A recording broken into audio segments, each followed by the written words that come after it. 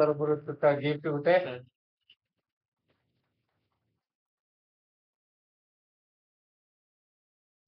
ହଁ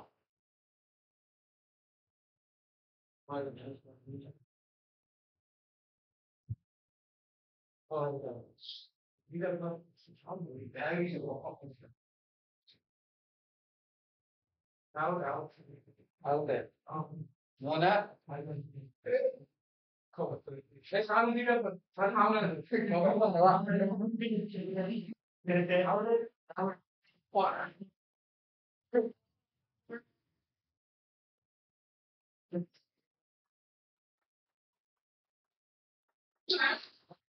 ଇଏ କଣ୍ଟ୍ରିବ୍ୟୁସନ ସାର ତମ ବଡି ପାଇଁ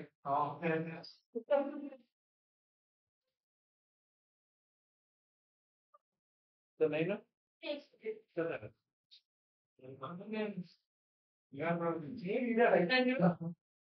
ଅଛି ତୁମାନେ ଦେଖାଇ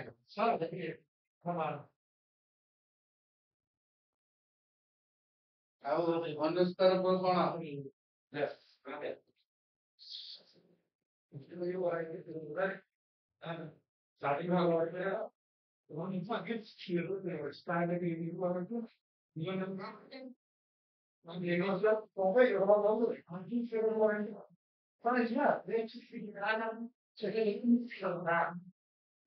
hello hello mic testing Kishan Kumar ଯା ଭିତରେ ସେ ହଁ ସେମିତି କରିଦଉଛି ସବୁଦିନେ ତ କ୍ଲାସ କରୁଛେ ଆମେ ଆଜି ନା ନା ସେଇଟା ଆଜି ତୁମମାନଙ୍କ ଆଗକୁ ଜଣେ ସକ୍ସେସ୍ ଷ୍ଟୁଡେଣ୍ଟ ଯିଏକି କ୍ୟାରିୟରରେ କେତେ ଅପ୍ ଆଣ୍ଡ ଡାଉନ୍ ସିଚୁଏସନକୁ ଫେସ୍ କରିକି ଆଜି ସେ ଆସିକି ପହଞ୍ଚିଛି କୋଉଠି ନା SBI PO 2024ରେ ଫାଇନାଲି ସେ କ୍ରାକ୍ କରିଛି ହେଲା କଂଗ୍ରାଚୁଲେସନ ବଢିଆ ଆଉ ତାଙ୍କ ପାଖରୁ କିଛି ତାଙ୍କ ଷ୍ଟ୍ରଗଲ ଲାଇଫ ବିଷୟରେ କିଛି ଜାଣିବା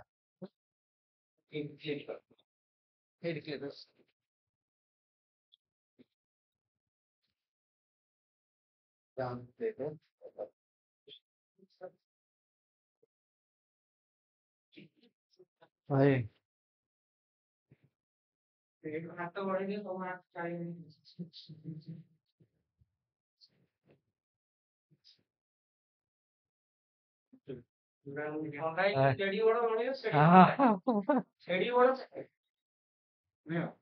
ए तो ପାଇଁ ପୁରା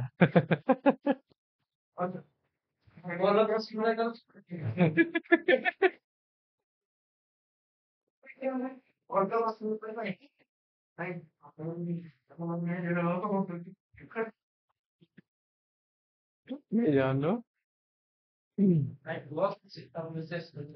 କଣ ଜାଣିଛି ସାର୍ ତ ଜାଣିଛନ୍ତି ଲାଇକ୍ ମୁଁ ଷ୍ଟାର୍ଟ କଲି 2019 ରୁ ତ ସାର୍ ମାନେ ମ୍ୟାଥ୍ ର ମୋ ଥିଲେ ପଢଉଥିଲେ ଷ୍ଟାର୍ଟିଂ କଲେ ଷ୍ଟାର୍ଟିଂ ରେ ସମସ୍ତ ଭଳିଆ ଯେତେ ବି ଅଛନ୍ତି ଫର୍ଷ୍ଟ ଇୟର ସମସ୍ତେ ବୁଲାବୁଲିରେ ସାର୍ ବି ଜାଣିଛନ୍ତି କଣ କରୁଥିଲୁ ଆମେ ତାପରେ 20 ରୁ ଆକ୍ଚୁଆଲି ଷ୍ଟାର୍ଟ ହେଲା ସବୁ ତାପରେ ତ ଏକ୍ସାମ ଦେଇ ଚାଲିଲି ପ୍ରିଲିମ୍ ହେଲା ମେନ୍ସ ହେଲା ଇଣ୍ଟରଭ୍ୟୁ ପୁଣି ବ୍ୟାକ୍ ପୁଣି ସେଇଟା ହଉଥିଲା ପୁଣି ବ୍ୟାକ୍ ଯାଉଥିଲୁ ସାର୍ ବି ଜାଣିଛନ୍ତି ଆମେ ମାନେ ଯେତେବେଳେ ଫାଇନାଲ ରେଜଲ୍ଟ ବାହାରୁଥିଲା ଯୋଉ ଷ୍ଟେଜରେ ଆମେ ଥିଲୁ କି ଆରେ ୟାର ଏତିକିରୁ କଟିଗଲୁ ପୁଣି ସେତିକିରୁ କଟିଗଲୁ ଦେବାନି ସେ ପେସେନ୍ସ ଟା ହିଁ ମାନେ ପୁରା କମିଯାଏ ଆଉ କି କଣ କରିବା କଣ ନାହିଁ କହିକି ବଟ୍ ସାର୍ ସବୁବେଳେ ହେଲ୍ପ କରିଥିଲେ କି ଦେ ହବ ହବ ହବ ଆଉ ସାର୍ ମାନେ ମୁଁ ବିଶ୍ୱାସ କରିବନି ଗୋଟେ କଥା କହିବି ମତେ କହିବେ ତୋର କିଛି ବି ନହେଲେ SBI PO ହବ କହିବେ ସବୁବେଳେ ଗୋଟେ କଥା କହିବେ ତୁ ଆଜି ଦେଖୁଛୁ ତ ଲାଗୁନି ତ ଇଏ ହଉଛି ସେ ହଉଛି କହିକି ବଟ୍ ଗୋଟେ କଥା କହିବେ ପାଇବୁ ଭଲ ଚାକିରିଟେ ପାଇବୁ SBI PO ତୋର କନଫର୍ମ ଅଛି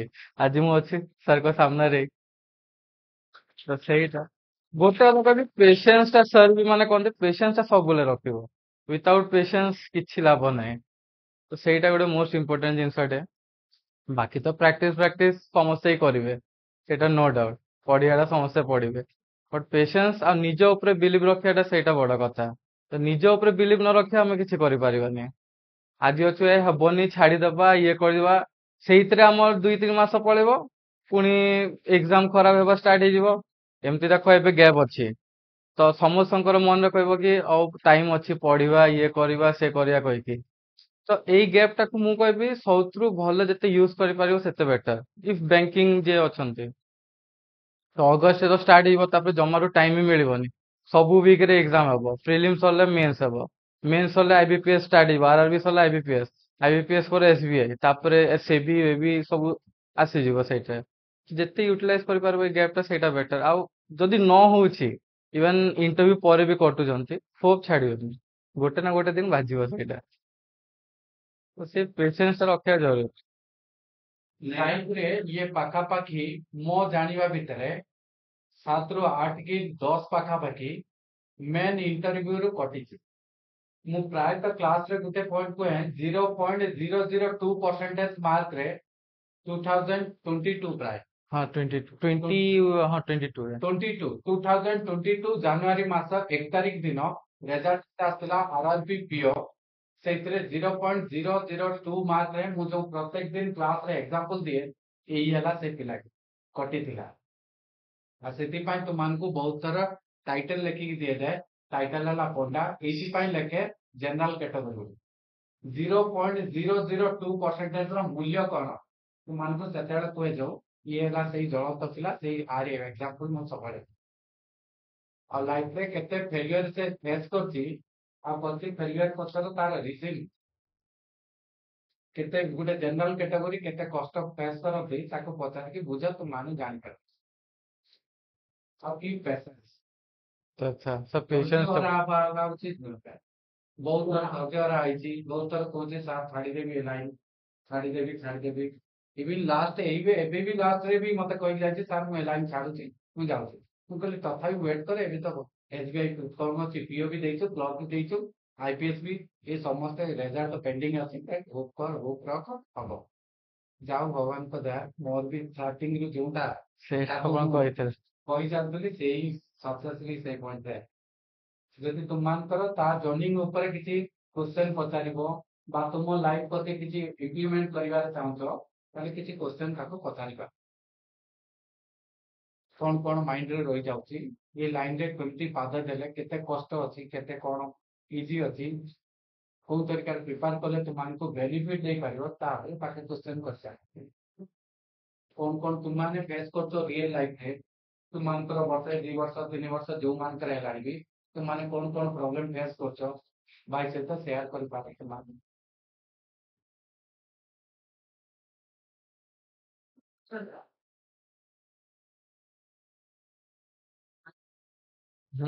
ସାଇଡରେ already କହିସାରିଛି ଯେ ହଁ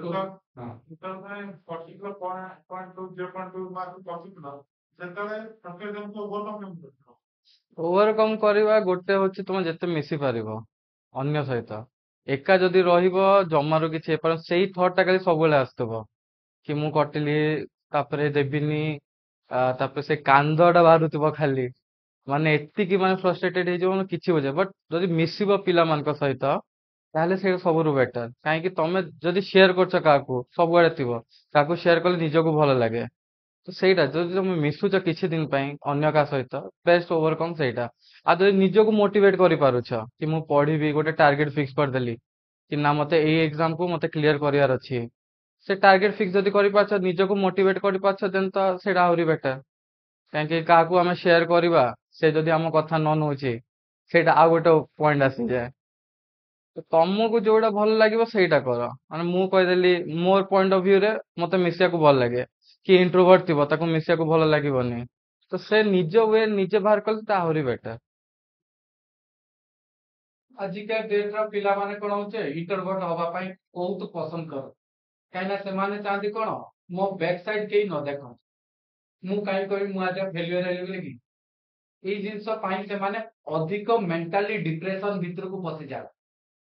ବଟ୍ ସେଇଟା ଆଜିକା ଡେଟରେ ପିଲାମାନେ ବୁଝିପାରୁନ ଡିପ୍ରେସନ ଭିତରୁ କାହିଁକି ଯାଉ, ନିଜ ଭିତରେ ରହିଲା ମୋର ହଉନାହିଁ ଡିମୋରାଲାଇଜ ଲାଗେ। ଯଦି ତୁମେ ସୁସାଇଡ ହବ, ସାଙ୍ଗସାଥି ମାନଙ୍କ ସହିତ ସେୟାର କରିବ, ସାର୍ ମାନଙ୍କ ସହିତ ସେୟାର କଲ, ଯାହାଫଳରେ ସାର୍ ମାନେ ତୁମମାନଙ୍କୁ ମୋଟିଭେଟ କରିବେ ଯେ କଣ ହବ, ସାଙ୍ଗସାଥି ନା ବାପା ଲାଗ ଏ ବର୍ଷ ହେଲାଣି ଆର ବର୍ଷ ହବ। Just like your parents. କେବେ ପ୍ୟାରେଣ୍ଟସ ମାନଙ୍କ ପାଖରୁ ଶୁଣିଛ ମାନେ ଯଦି ବି କରିଦେବେ ବି ଫେଲିୟର ହେଇଛ, ତାଙ୍କ ମନ ଭିତରେ ବାପା ମା ଖୋଜୁଥିବେ କଣ ମୋ ପୁଅର ଝିଅର ଚାକିରି ହେଇନାହିଁ, କେତେ ମନ ଖୋଜୁଥିବେ, बट ता बादे भी पुआ और झिया आगे कौन करते मुह को भौसा भौसा मुहरे कहते ना रे बाबा एते बाट पहुंचलुनी आउ टिकेला आउ टिकेला এইভাবে ফ্রেন্ড সার্কল ଗୋଟେ କ୍ରିଏଟ୍ କର ଯୋଉଥିରେ ତମମାନଙ୍କୁ ନେକ୍ସଟ ଏକ୍ସାମ ଦେବା ପାଇଁ ମୋଟିଭେଟ୍ କରିବ ଫେଲିୟର ତମମାନଙ୍କୁ କିଛି ଜଣା ପଡିବ ଆଉ ଲାଇଫରେ ଫେଲିୟର ଫେସ୍ କରନ ଯଦି ତାହେଲେ କମ୍ପିଟେଟିଭ ବିଷୟରେ କିଛି ଜାଣିବ ଆଉ ଏ ଦୁନିଆରେ ସର୍ଭାଇଭ କରିବା ପାଇଁ ହେଲେ ଫେଲିୟର ଇଜ ମୋଷ୍ଟ ଇମ୍ପୋର୍ଟାଣ୍ଟ ଆଉ ଯେତେ ସାରା ଦୁନିଆରେ ଦେଖ ସକ୍ସେସ ପର୍ସନ ଦେଖିବ ତାଙ୍କ ବ୍ୟାକ୍ ସାଇଡ ଫେଲିୟର ଲିଷ୍ଟଟା ଲମ୍ବା ଥାଏ ଆଉ ସେଇମାନେ ହିଁ ବହୁତ ଆଗକୁ ଯାଏ ଆଉ ଗୋଟେ ଦିନରେ ଆମେ ସକ୍ସେସ ହେଇପାରିବା ତେଣୁକରି ସକ୍ସେସର ଜର୍ଣ୍ଣି କେବେ ୱାନ୍ ଡେରେ ହୋଇନଥାଏ ଆଜି ସେ ଭାଇକୁ ଆଜି ଦେଖୁଛ ଏଇ ଭାଇ ଆସିଥିଲେ ଏଇଠି କ୍ଲାସ ଆମର ଷ୍ଟାର୍ଟ ହେଇଗଲା ପ୍ରଥମ ବ୍ୟାଚରେ ଭାଇ ଆସିଥିଲେ ବଟ୍ ତା ଭିତରେ କେତେ ପିରିୟଡ ଆଉ କେତେ ଦିନ ସେ କାନ୍ଦରେ କାଟିଛି କେତେ ଦିନ ଫୋନ କରୁଥିବ ସାର୍ କାନ୍ଦୁଥିବ ସାର୍ କଣ କରିବି କଣ ନାହିଁ କୋଉଠି ଅଛନ୍ତି ଏ କରନ୍ତି ମୁଁ ବି ବହୁତ ସମୟରେ ତାଙ୍କୁ ସମୟ ଦେଇପାରୁନାହିଁ ଇଭିନ୍ ବହୁତ ସମୟରେ ମୁଁ ବି ଯେତେବେଳେ ଲିଡର ହୁଏ ସେମାନଙ୍କୁ ଡାକିକି ବସେଇକି ମଜା ମସ୍ତି କରିକି ତାଙ୍କ ମାଇଣ୍ଡ ଟିକେ ୱାଶ କରିକି ବହୁତ ଦିନ ବି ଯାଏ ସୁଧି ସୁଧାକି ବି ଆସେ ଇଭିନ୍ ଟିଚର୍ସ ଡେ ରେ ଯାଇଛି ସେମାନେ ମୋ ପାଇଁ ସେଲିବ୍ରେଟ କରୁଛନ୍ତି ଦେଖିଲା ବେଳକୁ ମୁଁ ସମସ୍ତଙ୍କୁ ସୁଧିକି ଆସେ କାହିଁକି ରେ ବାପା ପରୀକ୍ଷା ହଉନି କାହିଁକି ଇଏ କରୁନି ତମମାନଙ୍କର ମିଷ୍ଟେକ୍ କଣ ଏକ ମାନେ ଇଏ ଭଳିଆ ମୁଁ ଲୋକଟି ମୁଁ ଯାଇଛି ସେମାନେ ଖୁସିରେ ମୋ ପାଇଁ ଏନ୍ଜୟ କରୁଛନ୍ତି ଦେଖିଲା ବେଳକୁ ମୁଁ ସେଦିନ ସେମାନଙ୍କୁ ସୁଧିକି ଆସେ ଇଏ ସବୁ ପିରିୟଡ ଆମେ ଅତିକ୍ରମ କରିକି ଆସିଛୁ ଆଉ କଣ ପଏଣ୍ଟରେ ତାକୁ କ୍ୱେଶ୍ଚନ ପଚାରି ପାରିବେ ଆଉ ଗୋଟେ କହିବି ସର୍ ଯେମିତି କହିଲେ ପ୍ୟାରେଣ୍ଟସ୍ ର ସତ କଥା ବହୁତ ବଡ ରୋଲ କାହିଁକି ଲଙ୍ଗ ଜର୍ଣ୍ଣି ଏଇଟା ତ ପ୍ୟାରେଣ୍ଟସ୍ ଯଦି ସପୋର୍ଟ ନ କରିବେ ଜମା ହେଇପାରିବନି ଆପଣ ଦେଖନ୍ତୁ ମୁଁ କହୁଛି ମୋ ବାପା 18 ରେ ରିଟାୟାର କଲେ 18 ରୁ ଏବେ ଯାଏ ଭାବନ୍ତୁ 24 ଯାଏ ସେହି ମତେ ଚଳାଇଛନ୍ତି ତ ସେ ଯଦି କହିଥାନ୍ତେ ତୁ ଜବ୍ କର ବାହାରେ ଇଏ କର ବାହାରେ ତ ମୁଁ ତ ହେଇପାରିନଥାନ୍ତା ସେ ମତେ ସପୋର୍ଟ କଲେ କହିକି ଆସିଲି ତ ଯାହା ବି ହଉ ଆପଣ ସେୟାର କରନ୍ତୁ ପ୍ୟାରେଣ୍ଟସ୍ ସହିତ ତ ନୋ ଡାଉଟ୍ ସେମାନେ କିଛି ନା କିଛି ତମ ପାଇଁ ଗୋଟେ ସଲ୍ୟୁସନ ଟେ ବାହାର କରିବେ ଆଉ ତ ସାର୍ ଅଛନ୍ତି ଆଉ କିଛି ହେଲେ ସାର୍ କୁ କଲ୍ କର ସାର୍ ଏମିତି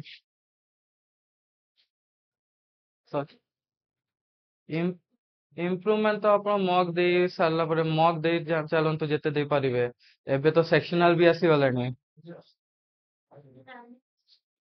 ହଁ ଆନାଲିସିସ୍ ଟା ଆପଣ ଦେଖନ୍ତୁ ଯଦି ନିଜେ କରିପାରୁଛନ୍ତି ବେଟର ସାର୍ କୁ ଦେଖାନ୍ତୁ ନହେଲେ ଆପଣ ଆଉ କିଏ ଯଦି ମେଣ୍ଟର ଅଛନ୍ତି ତାଙ୍କୁ ଆପଣ ପଚାରି ପାରିବେ କି ଯୋଉ ଫିଲ୍ଡରେ ଯେ ସାର୍ ଯଦି ଏପ୍ଟିଟ୍ୟୁଡ ଅଛି ସାର୍ କୁ ପୁରା ଦେଖି ଦିଅନ୍ତୁ ଇଭେନ ସାର୍ ବି ଆମକୁ କହନ୍ତି ମକ୍ ଦେଇ ସାରିଲେ ମତେ ପଠା କଣ ହେଇଛି କଣ ନାହିଁ ମତେ ପଠା ଦିନକୁ ଯେତେ ମକ୍ ଦଉଛୁ ମତେ ପଠା ତ ସେଇଟା ଆନାଲିସିସ୍ ନିଜେ କରିବେ ସାର୍ କରିବେ ରିଜନିଂ ରେ ଯାହା ପାଖକୁ ଯାଉଥିବ ତାଙ୍କୁ କରିବେ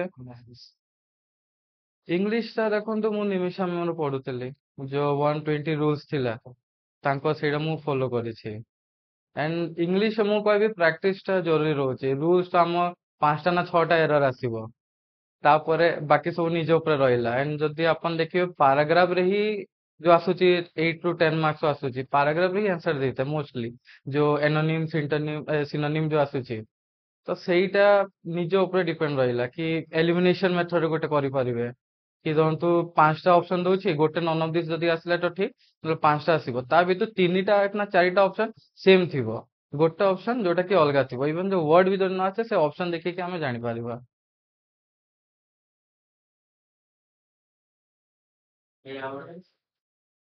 ପ୍ରିପାରେସନ ଷ୍ଟ୍ରାଟେଜିସ୍ ତ ଯେତିକି ବି ଆସ୍ପିରାଣ୍ଟ ଅଛନ୍ତି ସମସ୍ତଙ୍କର ଅଲଗା ଅଲଗା ହଁ କଣ କେମିତି ମୋର ଥିଲା ଲାଇକ୍ ମକ୍ ଦିନକୁ 3ଟା ଆଉ ମାନେ ଡେଲି ଟୁ ଡେଲି ଜିକେ ପଢା ହବ ଯୋଉଟା କି କେବେ ହୁଏନି ସେଇଟା ଘୁଞ୍ଚି ଘୁଞ୍ଚି ଚାଲିବ ବଟ୍ ଯେ ଡେଲି ପଢି ପାରୁଛି ସେଇଟା ବେଟର ହେଲା ତାପରେ ଆପଣଙ୍କର ରହିଲା ମେନ୍ସ ର ଯଦି ଆପଣ ଜାଣିଛନ୍ତି କି ଇଣ୍ଟରଭ୍ୟୁ ସରି ଆମର ପ୍ରିଲିମ୍ ଯଦି କ୍ଲିୟର ହେଇ ଚାଲୁଛି ଧୀରେ ଧୀରେ ଦେନ୍ ଆଗରୁ ମେନ୍ସ ହେବାଟା ବେଟର ତ ଧର ତମ ପ୍ରିଲିମ୍ ସବୁ କ୍ଲିୟର ହେଇ ବସିଲାଣି ତମେ କନଫିଡେଣ୍ଟ ହେଇ ସାରିଲାଣି ଦେନ୍ ହପ୍ତାକୁ 2ଟା ଖଣ୍ଡେ ମେନ୍ସ ଟା ଜରୁରୀ ସେଇଟା ଦବା ନହେଲେ ପ୍ରିଲିମ୍ ରେ ଯୋଉ କ୍ୱେଶ୍ଚନ ଆସେ ତାରୁ 100x ମାନେ ଡିଫିକଲ୍ଟି ମେନ୍ସ ଆଜିକାଲି ଆସୁଛି ଯଦି ଦେଖିବା ଆମେ ଇଭେନ ଆଇବିପିଏସ୍ ପିଓ ରେ ଏଫଟି ର ଡିଫିକଲ୍ଟି ଲେଭେଲ ବଢି ଚାଲିଛି ଆଣ୍ଡ ଡିଆଇ ଯଦି ଆପଣ କରିପାରୁଛନ୍ତି ସେଇଟା ବେଟର ଦିନକୁ ମାନେ ମେନ୍ସ ଯଦି ଦେବେ 2-3ଟା ଡିଆଇ ଡିଫରେଣ୍ଟ ଡିଫରେଣ୍ଟ କ୍ୱେଶ୍ଚନ ଗୁଡା ବାହାର କରିକି କରିବାଟା ବେଟର ସେଇଟା ଆଉ ଆପଣଙ୍କ ପଜଲ ରହିଲା ପଜଲ ତ ଯୋଉଠି ବି ପାଇପାରିବେ, ଇଭେନ୍ ୟୁଟ୍ୟୁବ ଚ୍ୟାନେଲ ଅଛି, ନହେଲେ ଆଜିକାଲି ବୁକ୍ ଗୁଡା ବି ଆସିଗଲାଣି। ସେଇଠୁ ପଜଲ ମେନ୍ସ ଲେଭେଲ ପଜଲ ଦୁଇଟା, ଡିଆଇ ଦୁଇଟା ଦିନକୁ ଦିଅ। ମେନ୍ସ ର ସେଟ୍ ପଛକା ଦଉତେ ପଛେ ହପ୍ତାକୁ ଦୁଇଟା, but daily daily DI mains level କରିବା ଜରୁରୀ ହେଲା। କାହିଁକି କ୍ୱେଶ୍ଚନ ବି ମାନେ ସବୁ ବର୍ଷ ଚେଞ୍ଜ ହେଇ ଆସୁଛି, ଯଦି କିଏ ଦେଖିଥିବ ମାନେ ସେମ୍ କ୍ୱେଶ୍ଚନ ପ୍ରାୟତଃ ମାନେ ପ୍ୟାଟର୍ନ ଟା ଟିକେ ଚେଞ୍ଜ କରୁଛନ୍ତି ସେଇଗୁଡା। ଆଉ ଡାଇରେକ୍ଟ କିଛି ନାହିଁ, ଏବେ ପ୍ରିଲିମ ରେ ତମେ ଦେଖିବ ଆଇବିପିଏସ୍ ପିଓ ଏସବିଆଇ ପିଓ ରେ ବି ମାନେ ପ୍ରିଲିମ ରେ ହିଁ ଆଗ ଯୋଉଟା ଆମ ଟାଇମ 2019-18 ରେ ଯୋଉ ମେନ୍ସ ଡିଆଇ ଆସୁଥିଲା ସେଇଟା ପ୍ରିଲିମ ରେ ଟିକେ ଟିକେ ଦେଇ ବସିଲାନି ଏବେ, ସେଇ ଟାଇପ ର। ତ ସେଇଟା ଏବେ ଜରୁରୀ ହେଲାନି ଡିଆଇ ଟା କରିବା। ଇଂଲିଶ ତ ନର୍ମାଲି ଇଜି ଆସିବ ଡିଫିକଲ୍ଟ ଆସିବ ତା ଉପରେ ଡିପେଣ୍ଡ ହଉଛି, ସେଇଟା ପ୍ରାକ୍ଟିସ ଛଡା କିଛି ନୁହଁ। ବଟ୍ ପଜଲ ଆଉ ଡିଆଇ ଯେତେ କରିପାରିବ ସେତିକି ବେଟର। ଆଉ ରହିଲା ସିଏ ଟା, ସେଇଟା ତ ପଢିବାକୁ ପଡିବ। ସିଏ ଟା ଇମ୍ପୋର୍ଟାଣ୍ଟ କି ସିଏ ତ ଯୋଉ ମାନେ only channel ଯୋଉ ଗୋଟେ channel ଫଲୋ କରିକି ବା କି ନ୍ୟୁଜପେପର ଫଲୋ କରିକି ଡାଇରେକ୍ଟ ଥୋରୋଲି ପଢିଦେବି। ବଟ ମେନ୍ ଜିନିଷ ତ ସିଏ ର ମାନେ ରିଭିଜନ ସେଟା କେମିତି କଣ ରିଭିଜନ ଟା ଦେଖ ତମର ସବୁ ମାନେ ଏବେ ଯୋଉ ସେଟ୍ ଆସୁଛି ମକ୍ ଟେଷ୍ଟ ଗୁଡା ସବୁରେ ସେକ୍ସନାଲ ଦେଇଛି ସିଏ ର। ତ ସବୁ ଯେତେ ଦୁଇଟା ତିନିଟା ଏଫ୍ ଯୋଉ ଗାଇଡଲାଇନ ନିଅ, ପ୍ରାକ୍ଟିସ ମକ୍ ନିଅ, ଟେକ୍ସଟ ବୁକ୍ ନିଅ, ସବୁରେ ଡେଲି ଡେଲି ଆସୁଛି ସେଇଟା। ସେଇଟା ପ୍ରାକ୍ଟିସ କର, ମାନେ ଡେଲି ଡେଲି ଟେଷ୍ଟ ଦିଅ, ୟା ଫିର ୱିକଲି ର ବି ଆସୁଛି, ଏଫଏସ୍ କ୍ଲାଉଡ ର ୱିକଲି ଆସୁଛି, ସେଇଟା ଦିଅ। ତାପରେ ଗୋଟେ ସର୍କଲ ବନେଇ ଦିଅ, ମାନେ 2 ରୁ 3 ଜଣ, ଅଧିକ କରିଲେ ସେ ପୁଣି ମିକ୍ସଅପ୍ ହେଇଯିବ। 2 ରୁ 3 ଜଣ କରନ୍ତୁ, ଯେ କି ମାନେ ଅଲଗା ଅଲଗା, ଧର ତମ ଷ୍ଟଡି ଆକ୍ୟୁ ପଢିଲ, କିଏ ଆଡା ପଢିଲା, କିଏ ଏଫଏସ୍ କ୍ଲାଉଡ ପଢିଲା, ତ ସେମିତି ଫ୍ରେଣ୍ଡ ସର୍କଲ କରିକି ଡିସ୍କସନ ଡେଲି କରାହବ। ତାକି ତାର ଧର ଏଫଏସ୍ କ୍ଲାଉଡ ଯୋଉଟା ନାହିଁ ଷ୍ଟଡି ଆକ୍ୟୁ ରେ ଥିବ, ଷ୍ଟଡି ଆକ୍ୟୁ ରେ ଯୋଉଟା ନାହିଁ ଆଡା ରେ ଥିବ, ତ ସେଇଟା ଗୋଟେ ମାଇଣ୍ଡ କୁ ପଳେଇ ଆସିବ କି ଆରେ ଇଏ ଏଇଟା ପଢିଛି ମୋର ନାହିଁ ସେଇଟା। ତ ସେ ଡେଲି ଡିସ୍କସନ କରି କରି ସେ ଜିନିଷଟା ମନେ ପଡିଯିବ। ଆମେ ଦେବାଶିଷ ଆଉ ମୁଁ କରୁଥିଲୁ, ଏଇ ବାହାରେ ବସିକି କରୁଥିଲୁ। ଆଉ ଯଦି ବେଟର ହଉଛି ତମେ ଯଦି କିଛି ରିଲେଟ କରିପାରିବ, ଧର ଆସିଲା ଆସାମ ସହିତ କଣ ଗୋଟେ ରିଲେଟ କରିଦବ, ତ ସେ କ୍ୱେଶ୍ଚନ ଟା ମନେ ପଡିଯିବ। ୟା ଫିର କିଏ କାହାର ପ୍ରେସିଡେଣ୍ଟ ପ୍ରାଇମ ମିନିଷ୍ଟର ହେଲା, ସେମିତି ଗୋଟେ କଣ ରିଲେଟ କରିଦବ କି ସାଙ୍ଗେ ସାଙ୍ଗେ ସେଇଟା ମନେ ପଡିଯିବ। ତ ସେଇଟା ତମେ କରିପାର, ଧର ଏମ ରୁ ଷ୍ଟାର୍ଟ ହେଲା, ଏମ ରୁ ତା ପ୍ରେସିଡେଣ୍ଟ ର ନାଁ ଷ୍ଟାର୍ଟ ହଉଛି, ତ ସେଇଟା ଦେଖି ତ ମାଇଣ୍ଡ ଷ୍ଟ୍ରାଇକ୍ କରି ଆରେ ଏଇଟା ଏଇ କ୍ୱେଶ୍ଚନ ଥିଲା, ସେଇଠୁ ଷ୍ଟାର୍ଟ ହଉଛି। ସେମିତି କିଛି ରିଲେଟ କରି ଚାଲିବ, ବେଟର ହବ ସେଇଟା ସିଏ ଟାଇମ ରେ। ଆଉ ଲେଖିବାଟା ଜରୁରୀ, ହଁ ଯେତେ ଲେଖିବ, ଯୋଉଟା ପଢିଲ ସେଇଟା ଲେଖିଲ। ଇଭେନ ନେକ୍ସଟ ଡେ ରେ ଷ୍ଟାର୍ଟିଂ ରୁ ସିଏ କର, ମାନେ ଆଜି ପଢିଦେଲି ସେଇଟା, ନେକ୍ସଟ ଡେ ସିଏ ଷ୍ଟାର୍ଟ କରିଦିଅ। ସିଏ ସିଏ ସିଏ ପାଇଁ ଟିକେ ଡିସ୍କସନ ର ଆବଶ୍ୟକତା ଅଛି କି, ମାନେ ଗ୍ରୁପିଂ 2-3 ଜଣ ପିଲାମାନଙ୍କର, 2-4 ଜଣ ପିଲା ମିଶିକି ଯଦି କରିବା ଏଇଟା ବେନିଫିଟ ହବ କି ପିଲାମାନଙ୍କୁ? ହଁ ସାର୍, ଅବଭିୟସଲି ବେନିଫିଟ ଦବ ସାର୍। ମାନେ ସେଇଟା ରହୁଛି କି ଆଇଡିଆସ ଗୁଡା ସେୟାର ହବ ସମସ୍ତଙ୍କ ସହିତ। ଆଉ ଭର୍ବାଲି ବି ଆମେ ଡିସ୍କସନ କଲେ ନା ଗୋଟେ ସେ ମାଇଣ୍ଡ ରହିଯାଏ କି ଏଇଟା ମୁଁ କରିଥିଲି, ଏଇଟା ଶୁଣିଲା ଶୁଣିଲା ଭଳିଆ ଲାଗୁଛି। କାହିଁକି ଅପସନ ରେ ବି ସେଇ ଦେଇଥିବ, ମାନେ ଧର ତମେ ଏବେ କିଛି କ୍ୱେଶ୍ଚନ ଆସିଲା ରିଲେଟେଡ ଟୁ ନର୍ଥ ଇଷ୍ଟ, ସବୁ ନର୍ଥ ଇଷ୍ଟ ର ଷ୍ଟେଟ ଥିବ, ସିକିମ, ଆସାମ, ଇଏ ସବୁ। ସେଇ ଟାଇମରେ ମନେ ପଡେ ଆରେ ମୁଁ ଏଇଟା ପଢିଥିଲି, ଏଇଟା ଭଳିଆ ଲାଗୁଛି, ସେଇଟା ଭୁଲ ଭାଲ ବାଜିକି ପଳେଇ ଆସିବ ସେଇଟା। ଜଣେ ପଢିଲେ କଣ ହବ, ସବୁକୁ କ୍ୟାପଚର କରିପାରିବନି। ଯୋଉଥିପାଇଁ 2-3 ଜଣ ରହିଲେ ସେମାନେ କଣ କରିବ, ନିଜକୁ ନିଜ ଭିତରେ ବିଟ୍ କରିବା ଚକ୍କରରେ ତୁମେ ଅଧିକ ଡିପ୍ ଭିତରକୁ ଯିବ। ଯାହାଫଳରେ ମୁଁ ତାକୁ 5ଟା କ୍ୱେଶ୍ଚନ ପଚାରିଲି, ସେ ମୋର 5ଟାରୁ 5ଟା ଯଦି ଆନ୍ସର ଦେଇ ଦଉଛି, ତାହେଲେ ମୁଁ ଡିମୋରାଲାଇଜ ହଉଛି। ତାହେଲେ ମୁଁ ଡିପଲି ପଢିକି ଆସିବି ତାକୁ କେମିତି ନେଗେଟିଭ କରିବି, ଯାହାଫଳରେ ତୁମମାନଙ୍କର ଗ୍ରାଜୁଆଲି ଡେଭଲପମେଣ୍ଟ ହୁଏ, ଧରା ପଡେନି। ଯାହାଫଳରେ ଧୀରେ ଧୀରେ, ସେଥିପାଇଁ କଣ ହବ, ମିନିମମ୍ ସିଏ ପଢିବା ପାଇଁ ତ ମାନେ 2-3 ଜଣ ଫ୍ରେଣ୍ଡ ସର୍କଲ ରହିବା। ଆଉ ଗୋଟେ ସାଇଡ କୁ ଫଲୋ କରିବା ଦରକାର ନାହିଁ, ଡିଫରେଣ୍ଟ ସାଇଡ ଫଲୋ କର। କାହିଁକି ଇଏ ଗୋଟେ ବେସିସ ର କ୍ୱେଶ୍ଚନ ଡିଜାଇନ କଲେ, ସିଏ ଆଉ ଗୋଟେ ବେସିସ ର, ଯାହାଫଳରେ 2-3ଟା ସାଇଡ କୁ ମର୍ଜ କରିକି ତୁମମାନଙ୍କର 2-3 ଜଣ ଇଣ୍ଡିଭିଜୁଆଲ ପଢ, ଘରେ ବସିକି ପଢ, ସପ୍ତାହରେ ଗୋଟେ ଦିନ କି 2 ଦିନ ବାହାର କର, ଡିସ୍କସନ କର, ହେଇଗଲା ସଫିସିଏଣ୍ଟ। ତା ପାଇଁ ୱିକଲି ଗୋଟେ ଦିନ ତା ପାଇଁ ଦେବ, ଅଲ୍ ସବଜେକ୍ଟ ପାଇଁ। କମ୍ପ୍ୟୁଟର ପ୍ରୋବ୍ଲେମ ହଉଛି, ଆକୁ ବି ଚାହିଁଲେ ତୁମମାନେ କରିପାରିବ। ଓଡିଆ ପ୍ରୋବ୍ଲେମ ଦେଖଉଛି, ଓଡିଆକୁ ତୁମମାନେ ଏଭଳି ତରିକାରେ ବି ପଢିବା, ଯାହାଫଳରେ ତୁମମାନଙ୍କର ବେନିଫିଟ ହବ। ଯୋଉଟା ସେମାନେ କରୁଥିଲେ, ସେମାନେ କଣ କରୁଥିଲେ ନା ଗ୍ରୁପିଂ କରିକି, କିଛି ନହେଲେ ଘଣ୍ଟେ 2 ଘଣ୍ଟା ଯାଇକି କଣ ହବ, ସେମାନେ ତ କଣ ବାଇକ ଷ୍ଟାଣ୍ଡ ରେ ଠିଆ ହେଇକି ସେମାନଙ୍କର ଡିସ୍କସନ କରନ୍ତି, କୋଉ ଗଛ ମୂଳରେ ଛିଡା ହେଇକି ସେମାନେ ଇଏ କର ଡିସ୍କସନ କରନ୍ତି। ଆଉ ସବୁ ତ ଡିଟେଲ ତ କହିହବନି କେବେ, ଭାଇ ପ୍ରାକ୍ଟିକାଲ ଅଛି ଯାଉ, କାହିଁକି ନା ଦୀର୍ଘ 3-4 ବର୍ଷର ବ୍ୟାକ୍ ଷ୍ଟୋରି ତ ଗୋଟେ ୱିଦିନ 1 ଆୱାର ଭିତରେ କେବେ ଏଣ୍ଡ ହେଇପାରେନି। ତେଣୁକରି ସେଇଭଳି ତୁମମାନେ ଜାଣିଯିବା ଦରକାର, ଖାଲି ହିଣ୍ଟସ ଗୁଡାକ ଦବା କଥା ଆଉ। ମେନ୍ସ ପାଇଁ ପ୍ରିପାରେସନ ମାନେ स्टार्ट हो जाता है মানে হয় না মানে টোটালি মেইনস উপরে টোটাল মানে স্টার্টিং থাকে কিছু সেই স্টেজটা মানে মানে প্রিলিম হিসাবে কিছু লাইক বলা কি কথা মেইনস হিসাবে কিছু জনা নেই তো আমরা মানে স্টার্ট হয়ে যাবে টাইমটা না এই জুন জুলাই পর্যন্ত টাইমটা বুঝতে পারি ହଁ আমরা আবার দিয়ে কত কম হয়ে যাবে পড়িব ଏବେ ଫର୍ଷ୍ଟ ଷ୍ଟାର୍ଟ କର ସେକ୍ସନାଲ ରୁ ଷ୍ଟାର୍ଟ କର ସେକ୍ସନାଲ ହଁ ଯଦି ତମ ଯୋଉଟା ଷ୍ଟ୍ରଙ୍ଗ ସବଜେକ୍ଟ ଅଛି ଧର ମ୍ୟାଥ୍ ଷ୍ଟ୍ରଙ୍ଗ ଅଛି ମ୍ୟାଥ୍ କର ସେକ୍ସନାଲ ବାଲା ରିଜନିଂ ଅଛି ରିଜନିଂ କର या फिर ଇଂଲିଶ ଯୋଉଟା ବି ଆଣ୍ଡ ଗୋଟେ ଜିନିଷ କହିବି ଡେସ୍କ୍ରିପଟିଭ ଟା ବି ଟିକେ ଟିକେ ଷ୍ଟାର୍ଟ କରିଦିଅ ହେଲା ଯିଏ ବି ମାନେ ମିସ୍ ହଉଛ ଡେସ୍କ୍ରିପଟିଭ ଟା ଷ୍ଟାର୍ଟ କରିଦିଅ କାହିଁକି ସେଇଟା ହିଁ ମାର୍କ ଫେଚିଂ ଆଜିକାଲି ରହୁଛି ତ ତମେ ଯଦି ମେନ୍ ଷ୍ଟାର୍ଟ କରୁଛ ଫର୍ଷ୍ଟ ତ ସିଏ ଟା ଡେଲି ପଢ କରେଣ୍ଟ ଆଫେୟାର ଟା ଯେତେ ହଉଛି ଡେଲି ପଢିବାଟା ପଢ ନହେଲେ ୱିକଲି ଯୋଉ ଆମର ଆସୁଛି ପିଡିଏଫ ଗୁଡା ହଁ ୱିକଲି ପଢି ପାରିବ ବଟ୍ ସେକ୍ସନାଲ ଦେବା ଏବେରୁ ଷ୍ଟାର୍ଟ କରିଦିଅ ମକ୍ ଦିଅ ନା କାହିଁକି ସେଇଟା ଗୋଟେ ଥାଏ ନା ମକ୍ ଦବ ମାର୍କ କମିଯିବ ନିଜକୁ ଡିମୋଟିଭେଟ ଲାଗେ ଏ ମୋର ହଉନି କଣ କରିବି ସେଇ ଦିନଟା ପଳେଇଯିବ ସେଇଥିରେ କି ମୋର ଆଜି ବହୁତ ଖରାପ ମାର୍କ ରହିଲା ତାପରେ ତାକୁ କହିବ ଆରେ ତୋର କେତେ ରହୁଛି ସେ ଯଦି ତମଠୁ ଅଧିକ କହିଦେଲା ଆହୁରି ଡିମୋଟିଭେଟ ହେଇଯିବ ଗଲେ ସେ ଦିନ କିଛି ପଢି ହବନି ଆଉ ତ ସେକ୍ସନାଲ ଦିଅ ଯୋଉଟା କି ତମ ଷ୍ଟ୍ରଙ୍ଗ ଅଛି ଆଉ ଏମିତି ନାହିଁ କି ମାନେ ମୁଁ ଦେବି ମାନେ ସେ ଟାଇମ ବିଙ୍ଗ ଭିତରେ ମତେ ଦେବା ଅଛି ତମେ ପଜ କର ଷ୍ଟାର୍ଟିଂ ଯଦି ଦଉଛ ପଜ କର ଡିଆଇ କୁ ବୁଝ କଣ ଅଛି ନହେଲେ ସ୍କ୍ରିନଶଟ ନେଇଯାଅ ତାପରେ ବ୍ୟାକ୍ ଆସିକି ରିଜ୍ୟୁମ କରିକି ଦିଅ ବଟ୍ ଦେଖ ସେ ଡିଆଇ କୁ ତମେ କର ପଜଲ କୁ କର ଯାହା ବି ଅଛି ତମେ ସେଇଟାକୁ ଦେଖିକି ଫର୍ଷ୍ଟ ଷ୍ଟାର୍ଟ କର ଟିକେ ନଉ କଣ ଟାଇମ ନଉ ଆମକୁ ଏବେ ହଡବଡି ନାହିଁ କିଛି ଆମେ କଣ କରିବା କାହା ସହିତ କମ୍ପିଟିସନ ଆମେ କରୁଛୁ ଏବେ ଆମେ ସେଇ ଲେଭେଲ ପଢିଲେ ତାପରେ ଆମେ ଯୋଉ ନର୍ମାଲ ଯେମିତି ମକ୍ ଦଉ ଆମେ ବଟ୍ ଏବେ ଟାଇମ ନିଅ ଘଣ୍ଟେ ନିଅ 2 ଘଣ୍ଟା ନିଅ 3 ଘଣ୍ଟା ନିଅ ଗୋଟେ ପଜଲ କୁ ଘଣ୍ଟେ ନଉନ କିଏ ମନା କରୁଛି ନା ଆମେ ଏକ୍ସାମ ରେ ବସିଛୁ ନା ୟା ଫିର ଆମ କାହା ସହିତ କଣ ଦେଖେଇବାର ଅଛି ଆମକୁ ତ ଟାଇମ ନିଅ ତମେ ପଜ କରିକି ସେଟାକୁ ନିଜେ କରିବାକୁ ଟ୍ରାଏ କର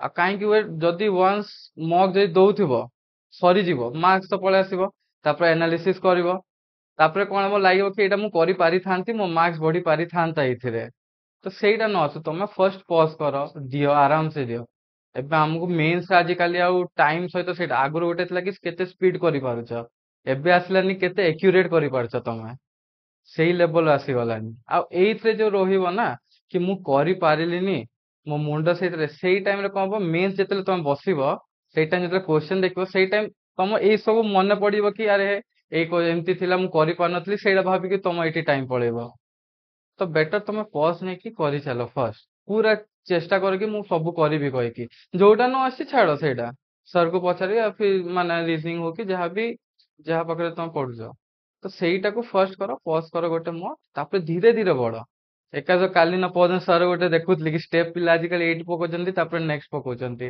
ଧୀରେ ଧୀରେ ଷ୍ଟାର୍ଟ କର ସବୁ ହେବ ସେଇଟା ତ ଫର୍ଷ୍ଟ ଏବେ ତମେ ସେକ୍ସନାଲ ଦେବା ଷ୍ଟାର୍ଟ କରିଦିଅ ଆଉ ଯଦି ତମେ ପାଉଛ କ୍ୱେଶ୍ଚନ ଅଲଗା କୋଉଠୁ ଧର ଯୋଉ ଆମର କ୍ୱେଶ୍ଚନ ଗୁଡା ଅଛି ପ୍ରିଭିୟସ ଇୟର ଏକ୍ସାମ ର ଯୋଉ ଆସୁଛି ମେମୋରି ବେ ସେଇଟା ଯଦି ପାଉଛ ସେଇଟା ବି ତମେ କରିଚାର ପିଡିଏଫ ଯଦି କୋଉଠି ପାଉଛ ପିଡିଏଫ ରୁ ଦେଖି ଦେଖି କର ବଟ୍ ଟାଇମ ଏବେ ଟିକେ ମାନେ ସେ ଟାଇମ ଆଡକୁ ମୁଣ୍ଡ ଖେଳାଉନା ଏବେ ଷ୍ଟାର୍ଟିଂ ଯେ କରୁଛ ଆଉ ଯେ ଅଲରେଡି ଦେଇ ସାରିଛି ସେ ଟାଇମ ଆଡକୁ ଦେଖିବା ଧ୍ୟାନ ଦେବ टाइम वेस्ट कथार जदि कहबी एमानक ग्रुप कथा एमाने समस्ते प्रायतः बहुत दूर रुहति मुझे सेमाने शहीद नगर पाखापाखि एकजुट हुअति शहीद नगर पुणी नियर डियर रे सेमाने रहउथले बट सेमाने कौन करथिले 2022-23 मसिया मो पाई ए डीआई एते टॉप लेवल डीआई धरिक आसन जे मु निजे खुद सॉल्व करि पारे आज मु तुमान को आगे भी तुमान को स्वीकार करछि एमाने आनी तांती माने टाइम वेस्ट के देख से माने एते समय पढ़ी के आसंती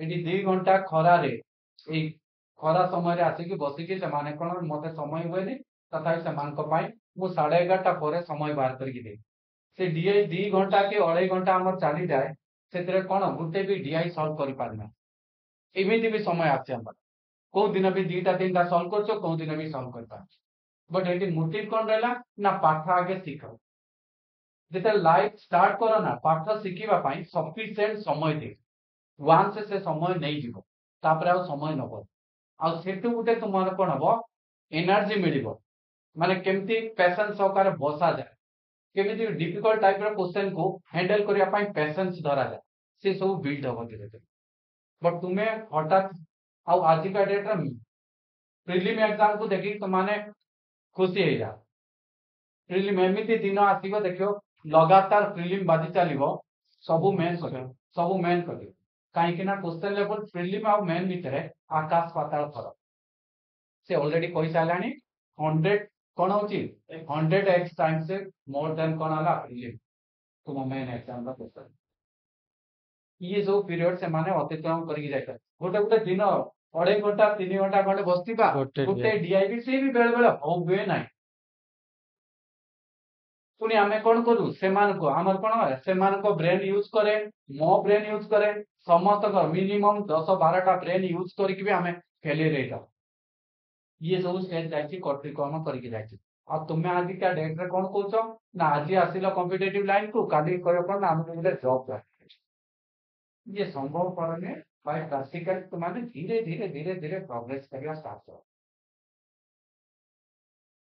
ଆଉ କଣ ପଏଣ୍ଟ ଅଛି ପଚାର ଆଚ୍ଛା ସାର୍ ଠିକ ଅଛି ଦିଅ କ୍ଲିୟର 50,000 ଥିଲା ସେଟା ହେଇଗଲା ହେଇଗଲା ତ ଲାଇଫ ରେ ଓରିଡ ହୁଅନି ଗୋଟେ ଜିନିଷ ଆରି ପାଖରେ ମୁଁ କହୁଛି ଇଏ କେତେ ଓରିଡ ହଉଥିଲା 2022 ମସିହା ପାଖରେ 19ରେ ସେ ଜେନେରାଲ ଷ୍ଟୁଡେଣ୍ଟ ହିସାବରେ ଜଏନ କରିଥିଲା ନର୍ମାଲି 19, 20, 21 ପର୍ଯ୍ୟନ୍ତ କିଛି ଫିଲ୍ ହୁଏନି କାହିଁକିନା ଗୋଟେ କମ୍ପିଟେଟିଭ ଯିବା ଜଏନ କରିବା ଇଏ କରିବା ଗୋଟେ ଜୋଶ ରେ ପଳେଇ ଆସିଥାଉ ଗୋଟେ ରିଏଲି କମ୍ପିଟେଟିଭ ୱାର୍ଡ କଣ ଆମେ ବୁଝି ନଥାଉ ବର୍ଷେ 1.5 ବର୍ଷ ପରେ ତାହେଲେ ବର୍ଷେ 1.5 ବର୍ଷ ପରେ ସେ ଯେତେବେଳେ ବୁଝିବା ପାଇଁ ଷ୍ଟାର୍ଟ କଲା ସେବେଠୁ ତାର ଫିୟରନେସ୍ ବଢିବ ଡେ ବାଇ ଡେ ତା ମୁହଁ ଶୁଖିବା ଷ୍ଟାର୍ଟ ହେଲା ପଣ୍ଡା ତୁ କାହିଁକି ଆଜି ମୁହଁ ଶୁଖେଇଛି ରେ ଆଜି କଣ ହେଇଛି ରେ ସେମାନଙ୍କ ସହିତ ମୁଁ ଏତେ ମଜା ଖୁସିରେ ମିଶେ ଯେ ସେମାନଙ୍କ ମୁଡ୍ ଟାକୁ ଠିକ କରିବା ଇଭିନ୍ ଆମେ ଷ୍ଟୁଡେଣ୍ଟ ଟିଚର ହିସାବରେ କେବଳ ଗଣିତ ହୋଇଛୁ ନାଇଁ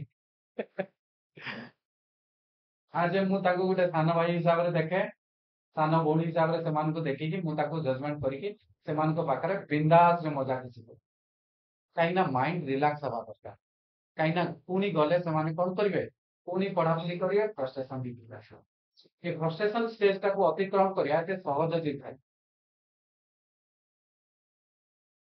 କେତେ ରାତି କାନ୍ଦରେ ଯାଇଥିବ ସେ କଥା ସିଏ ଜାଣିଛି ଆଉ ମୁଁ ଜାଣିଛି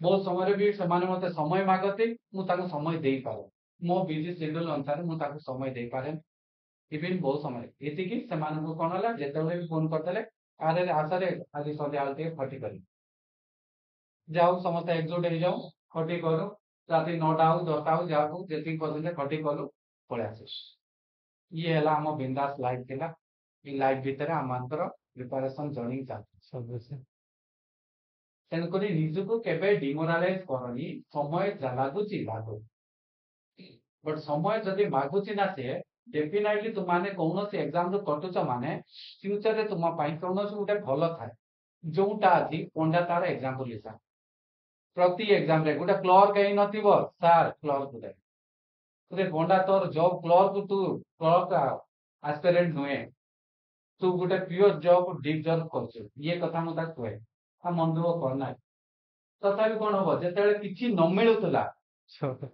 ସେ ଗୋଟେ କ୍ଲର୍କ ର ମୂଲ୍ୟ କଣ ତାକୁ ପଚାର ସେଇଟା ସେ ମୂଲ୍ୟ କଣ କ୍ଲର୍କ ର ମୂଲ୍ୟ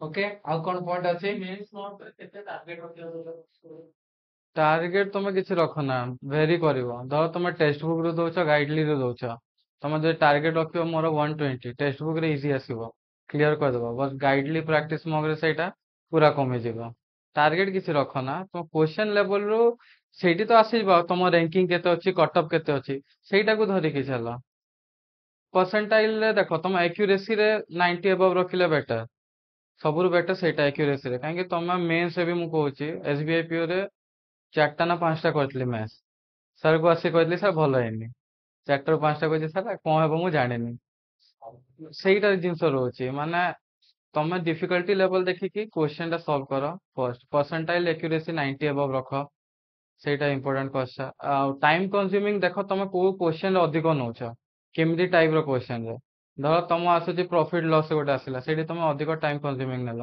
ସେଇଟାକୁ ଦେଖ ତମେ କେମିତି କମେଇ ପାରିବ ଆଉ ସେକେଣ୍ଡ ଜିନିଷ ରହୁଛି ଯୋଉ ସେକ୍ସନାଲ କହିଲି ସେଇଥିରେ ବି ଦେଖ ତମେ କେତେ ଜଲ୍ଦି ଫାର୍ଷ୍ଟ ତ ଧୀରେ ଧୀରେ ଷ୍ଟାର୍ଟ କରିବ ନେକ୍ସଟ ମକ୍ ଦେବା ଷ୍ଟାର୍ଟ କରିବ ତାପରେ ରହୁଛି ତମର ସେକ୍ସନାଲ ପରେ ବି ଗୋଟେ ଯେତେବେଳେ ଦେବ କେତେ ଜଲ୍ଦି ଆଗରୁ ସେମ୍ କ୍ୱେଶ୍ଚନ୍ କୁ ନିଅ। ଧର ତମେ ଗୋଟେ ଯୋଉ ଟେଷ୍ଟ 1 ଟା ଦେଇ ଦେଇଛ, ତାପରେ ତମେ 2-3 ମାସ ପରେ ଯେତେବେଳେ ତମେ ମେନ୍ସ ପାଇଁ ପ୍ରିପେୟାର ମାନେ ପୁରା ପରଫେକ୍ଟ ହେଇଯାଉଛ, ପୁଣି ସେଇଟାକୁ ଦିଅ। କେତେ ଜଲ୍ଦି ତମେ ସେଇଟାକୁ ଦେଇପାରୁଛ। ସେଇ ସେମ୍ ଟାଇମିଂ ନେଲା ତାହେଲେ ତମେ ଜାଣି ପକେଇବ ତମେ ପୁଣି କୋଉ ଲେଭେଲରେ ଅଛ କହିକି। ତ ସେଇଟାକୁ ରିପିଟ୍ କରି ଚାଲ ଥରେ ଥରେ। ଆଉ ଏବେ ଟାର୍ଗେଟ କିଛି ଦେଖ ନାହିଁ। ବେଟର କହିବି ଟାର୍ଗେଟ ଯଦି ତମେ ଦେଖୁଛ କି ମୁଁ ଏଇଟା ହେଲେ ମାନେ ନିଜକୁ ଡିମୋଟିଭେଟ କରିବା ଛଡା କିଛି ନାହିଁ ଆଉ ସେଇଟା। କମ୍ପାରିଜନ କାହା ସହିତ କର, ନିଜକୁ ଆଗେ ନିଜକୁ ବିଲ୍ଡ କର ଯେ ମୁଁ ସେ ଲେଭେଲକୁ ଯିବା ଦରକାର। ବଟ ଡେ 1 ରୁ କମ୍ପାରିଜନ କରିବା ଷ୍ଟାର୍ଟ। କାହିଁକିନା ଖୁଦ ଜାଣିନ ସାମ୍ନା ବାଲା ଯିଏ ବି ରାଙ୍କ ଭିତରେ ଆସିଥିବ ନା, ସେ କେବେଠୁ ପ୍ରିପେୟାର କଲାଣି, କଣ ତା ନଲେଜ ତା ବିଷୟରେ ତୁମେ ଜାଣିନ। ତେଣୁକରି ତା ସହିତ କମ୍ପାରିଜନ କରିକି ତୁମେ ନିଜକୁ କାହିଁକି ଡିମୋରାଲାଇଜ।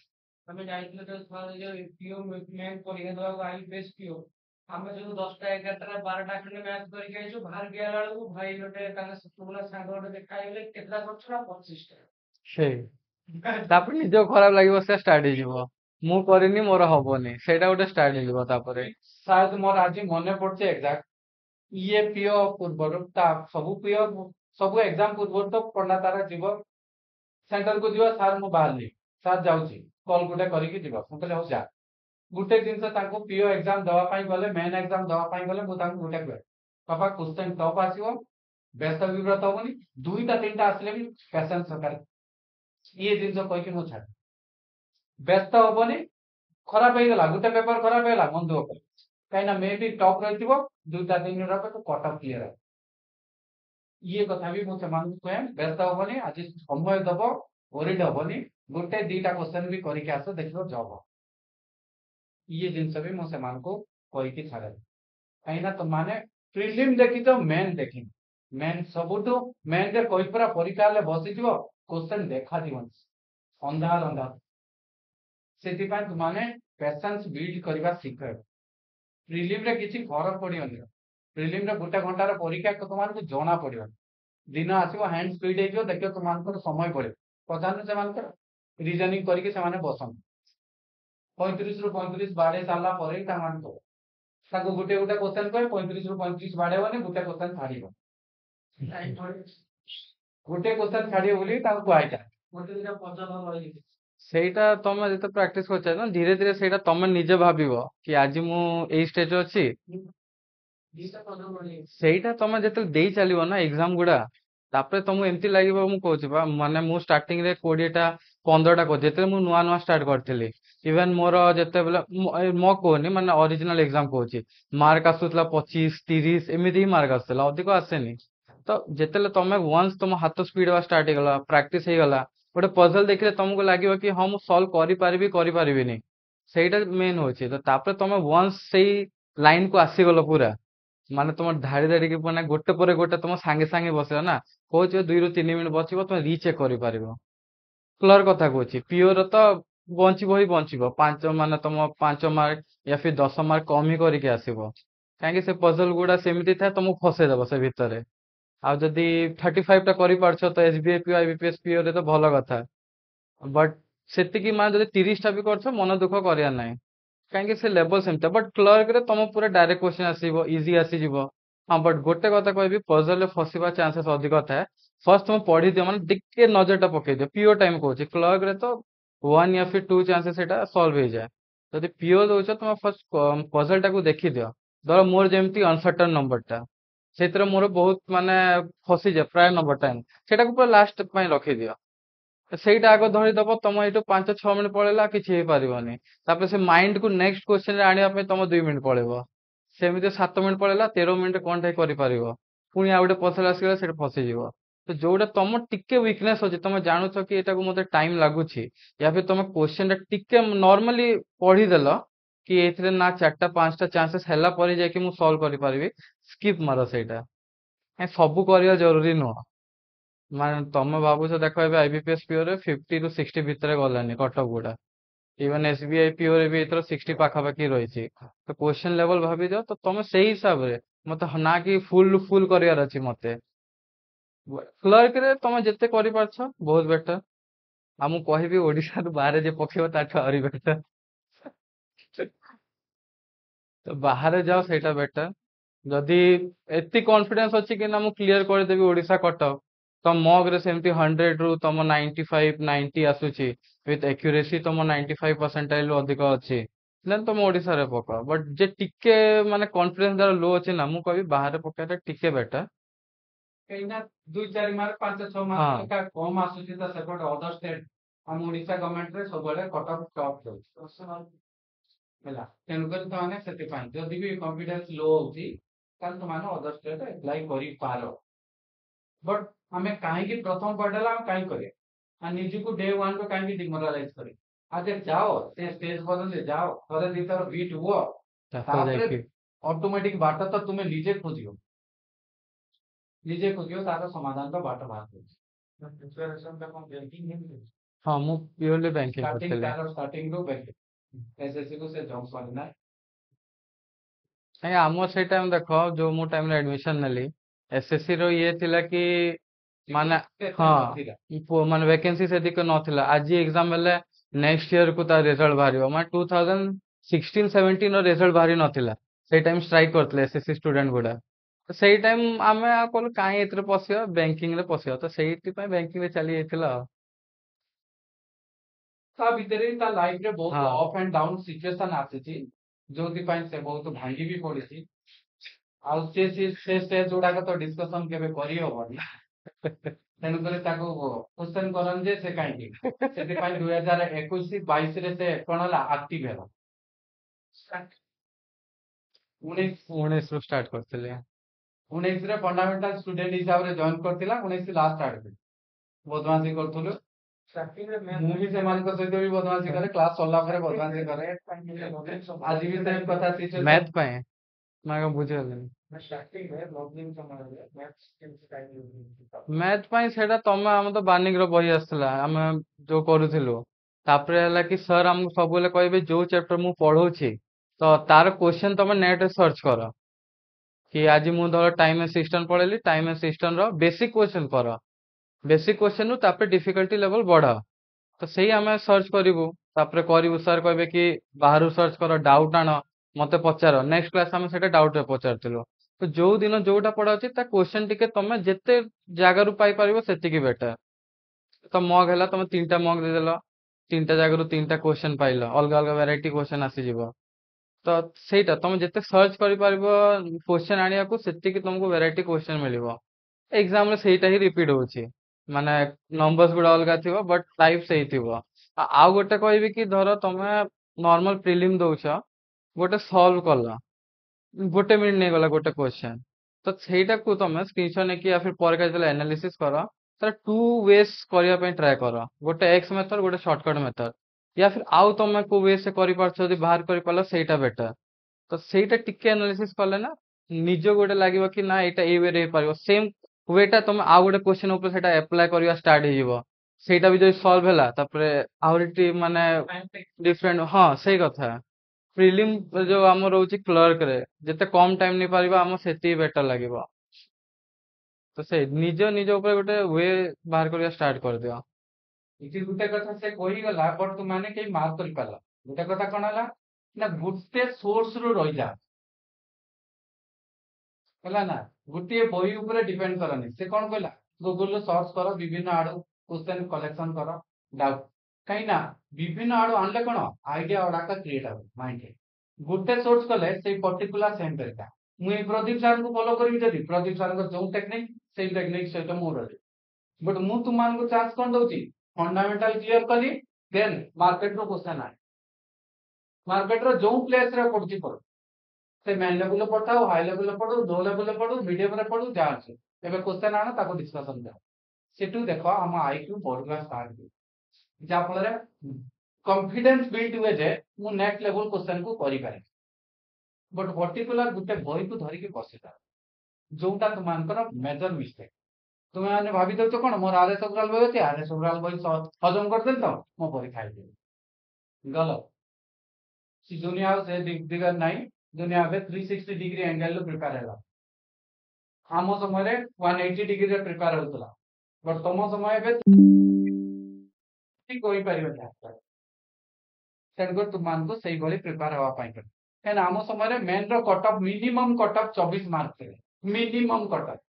ବର୍ତ୍ତମାନ ତୁମମାନଙ୍କର ମୁଁ ତ କହିବି ତୁ 3ଟା 4ଟା ସବଜେକ୍ଟ ମିଶିଲେ ବି 24 ମାର୍କ ହଉନି କଟ ଅଫ୍ ମାର୍କ କେତେ ଯାଉଛି କି?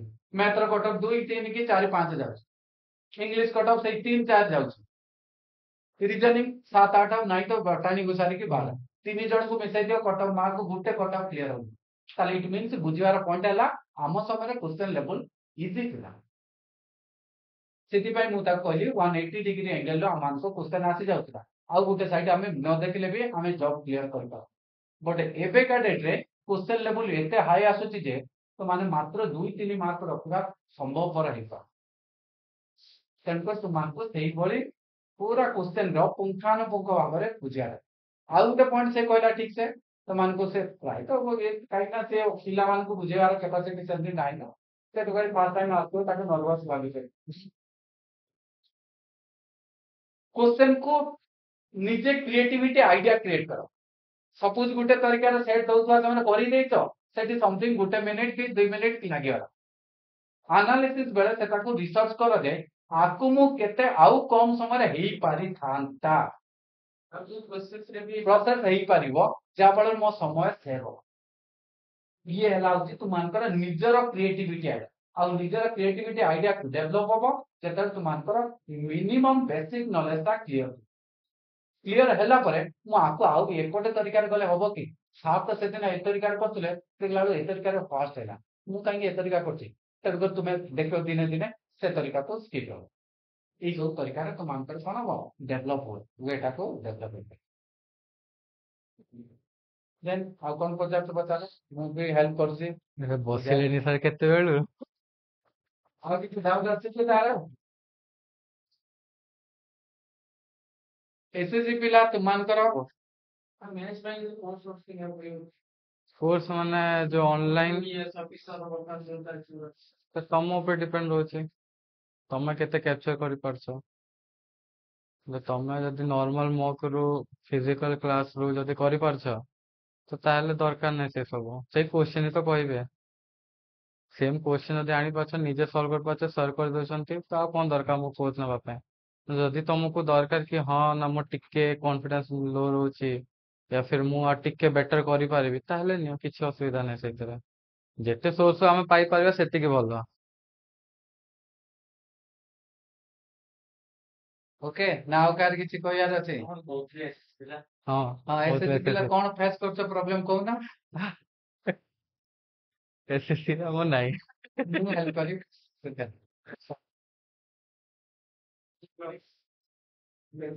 इंग्लिश एसएससी पिला तुमानकर इंग्लिश हला मेजर पॉइंट हला ग्रामर बैंकिंग वालांकर पैराग्राफ रीडिंग ନାହିଁ ହଁ 5 ମାର୍କ ଗ୍ରାମର ଆମର କେତେ बैंकिंग वालांकर ग्रामर आसे मैक्सिमम रु 5 रु 7 8 मार्क आसे सी भी तुमानकर लॉग साथ दबनी ठीक से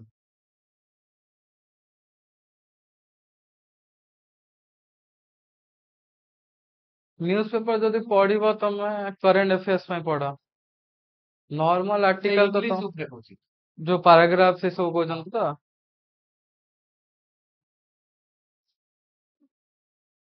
ସେଇଥିରୁ ବେଶୀ କିଛି ନାହିଁ ଏମିତି ନା ଦ ହିନ୍ଦୁ ପଢିଲା ଆମର ଏମିତି ହବ ଟାଇମ୍ସ ଅଫ ଇଣ୍ଡିଆ ପଢିଲେ ସେମିତି ହବ ଯଦି ଏସଏସସି ଷ୍ଟୁଡେଣ୍ଟ ଟିକେ ଭିତରୁ ପଢିବାକୁ ତମକୁ ପଡିବ ना से बैंकिंग ବ୍ୟାଙ୍କିଙ୍ଗ ତ ତାହେଲେ ନର୍ମାଲ କିଛି ଦରକାର ନାହିଁ ସେଇଟା ବି ତ ନର୍ମାଲ ମକ୍ ଦଉନ ପାରାଗ୍ରାଫ ସଫିସିଏଣ୍ଟ ଅଛି ନହେଲେ ଏଡିଟୋରିଆଲ ଯୋଉ ଗୋଟେ ଆସେ ନିମିଷ ମ୍ୟାମର ଆଇ ଥିଙ୍କ ଆସୁଛି ସବୁ ମର୍ଣ୍ଣିଂ ରେ ସେଇଟା ଦେଖିଦିଅ ସଫିସିଏଣ୍ଟ ସେଇଟା ଅଧିକ ଦରକାର ନାହିଁ। नॉर्मल पैराग्राफ आथियो सेतिरे एते टॉप भी आसेनी मैक्सिमम क्वेश्चन तो गप आसे से गप जे आंसर की सिनोनिम आंसर के ऊपर जदी सेटा ସେଇଟା ହଉଛି ମେନ୍ କଥା ନା ତମେ ଯଦି ଏ ସହିତ ସି ଲିଙ୍କ କିଛି ଯଦି ଅଛି then ସେଇଟା ତମ ସିକ୍ୱେନ୍ସ ରେ ଆସିବ कौन ଫର୍ଷ୍ଟ ଟା ତ ହେଇଯିବ ଲାଷ୍ଟ ଟା ଯଦି ବାହାର କରୁଛୁ 2 ମାର୍କ ଆସିଗଲା ऐसे ତ ତମେ କିଛି ଲିଙ୍କ ପାଇପାରୁନ ଜମା ଫର୍ଷ୍ଟ ଆଉ ଲାଷ୍ଟ କରିଦିଅ ସଇଲା ଛାଡିଦିଅ ସେଇଟା ये ଫର୍ଷ୍ଟ ଟା ତ ମିଳିଯିବ ଇଜିଲି ଫର୍ଷ୍ଟ ଟା କରିଦିଅ ଲାଷ୍ଟ ଟା ଦେଖିବ ଦେୟାର ଫୋର ସୋ या फिर रिजल्ट जोटा आसुतो एमती किछि वर्ड थिबो ना सेटा लास्ट हबो पुरा एकदम ସେଇଟା ଟିକେ ଖାଲି ଦେଖିଦବ फर्स्ट वाला इंग्लिश ଏକ୍ସାମ୍ କ୍ୱେଶ୍ଚନ୍ ଲେବୁଲ୍ ବହୁତ ଇଜି ଲାଗୁଥିବ କାହିଁକି ନା କଟଅଫ୍ ହାଇ ଯାଉଛି। କ୍ୱେଶ୍ଚନ୍ ଲେବୁଲ୍ ଇଜି କରିଦଉଛି ଯୋଉଟା କମନ୍ ସମସ୍ତଙ୍କୁ ଆସିଥାଏ। ସେଇଟା ଦେଖ ତମେ ସେ ପ୍ରାକ୍ଟିସ କର, ତା ଛଡା ତ କିଛି ନାହିଁ। ମେଥଡ୍ ମିଷ୍ଟେକ୍ କଣ ଅଛି? ଦେଖ ପାରାଗ୍ରାଫ ତମ 8 ରୁ 10 ମାର୍କ ଆସିଛି, ଯେ ସେଇଟା ଯଦି ପୁରା ହେଇଯାଉଛି, କ୍ଲୋଜ ଟେଷ୍ଟ ଆସୁଛି, କ୍ଲୋଜ ଟେଷ୍ଟ ତମେ ଜାଣିପାରିବ, ତାପରେ କଣ ସେଇଟା ଇଜି, କିଛି ଦରକାର ନାହିଁ। ତାପରେ ନେକ୍ସଟ ହଉଛି ତମର ଯୋଉ ୱାର୍ଡ ଯୋଉ ଆସୁଛି, କୋଉଟା ଭୁଲ ଅଛି କୋଉଟା ଠିକ ଅଛି, ସେଇଟା ଗୋଟେ ତମେ କରିବ। କନଫିଡେନ୍ସ ନା ମିଷ୍ଟେକ୍ ଦେଖିବ, କ୍ଲର୍କ ଯଦି ଦଉଛ ଡାଇରେକ୍ଟ ଆସିବ, ଯଦି ପିଓର ଯଦି ଟେଷ୍ଟ ଅଛି ଟିକେ ଦେଖିବାକୁ ପଡିବ ସ୍ପେଲିଂ ୱାର୍ଡ, ସେ ମାନେ ସେମ୍ ମିନିଂ, ମାନେ ୱାର୍ଡ ତମେ ଯଦି ପ୍ରୋନାଉନ୍ସ କରୁଥିବ ସେମ୍ ଥିବ, ବଟ୍ ମିନିଂ ଦୁଇଟା ଅଲଗା ଥିବ, ସେଇଟା। ଭାବିକି ଅଛି ମତେ କ୍ରସ୍ କଲା ପରେ ହିଁ ହସୁଛି, ତାହେଲେ ମୁଁ ପଛକୁ କାହିଁକି ଦେଖିଲା ବେଳକୁ ଥରେ ଡ୍ୟାସ୍ ଆସୁଛି। କିଏ ତା ସେ ମୋ ପାଇଁ ହସୁନଥିବ। ସେଇଭଳି କ୍ୱେଶ୍ଚନରେ ପରୀକ୍ଷାରେ ସେ ଯୋଉ ଅପସନ ଗୁଡାକ ଲାଗିବ ନା, ଏଇଟା ଲାଗୁଛି ମୋର ହେଇଯିବ ବୋଲି, ସେ ଲାଗିବାକୁ ଏକ୍ସପାୟାର କର, କାହିଁକିନା ସେ କ୍ରସ୍ କରିକି ପଳେଇବ।